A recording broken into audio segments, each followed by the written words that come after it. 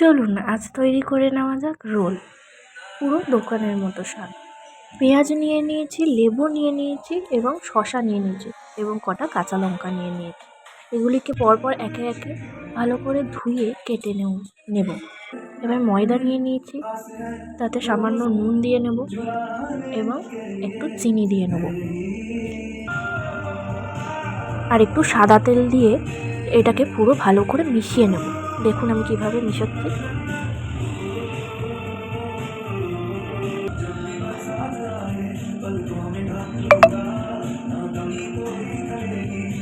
এবারে মেশানো হয়ে গেছে, জল দিয়ে মেখে নেব ময়দাটা। এখানে মাখাও হয়ে গেছে আমাদের। কিছুক্ষণের জন্য ময়দাটা ঢেকে রেখে দেব। এবারে বেলে নিচ্ছি, একে একে বেলে নেব আমরা। একটু তেল দিয়ে বেললে খুব সুবিধাই হয়, একটু তেল দিয়ে বেললে ভালো হবে।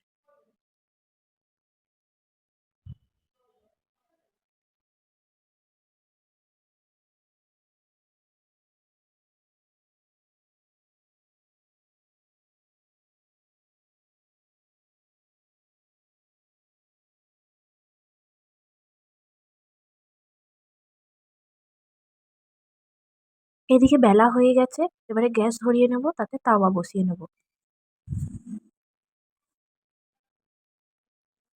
তাওয়া গরম হয়ে গেছে, এবারে বেলে রাখা পরোটাটি চাটুতে দিয়ে দেবো।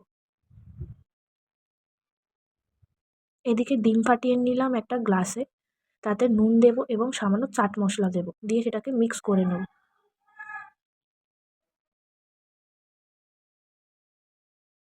রুটিটি এপিঠ ওপিঠ ভালো করে ভেজে নিয়ে সাদা তেল দিয়ে দেবো, দিয়ে এটাকে দু পিঠেই লাগিয়ে নেব তেল।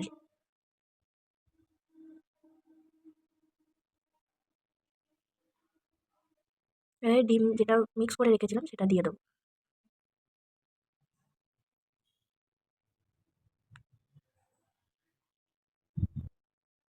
এবারে উল্টে দিলাম, যাতে ওই পিঠটা ভালো করে হয়ে যায়।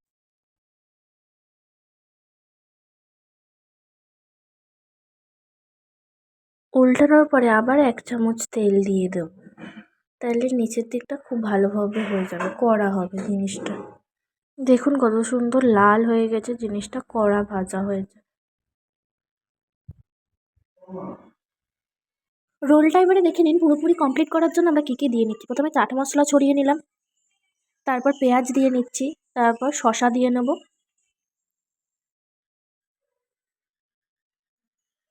এবারে কাঁচা লঙ্কা দিয়ে নিলাম, এবারে লেবু দিয়ে নেব, সব শেষে লেবু।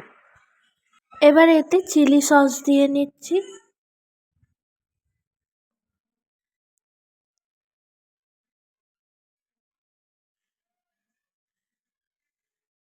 তারপর টমেটো সস দিয়ে দেবো। এবারে এতে স্যালাড দেওয়া কমপ্লিট। এবারে এটা একটা পেপার থাকলে পেপারে র্যাপ করে নেব, তাহলে এটা খেতে সুবিধা হবে এবং দেখতেও পুরো দোকানের মতো হবে। দেখে নিন, এই যে আমাদের এখানে রোল বানানো কমপ্লিট।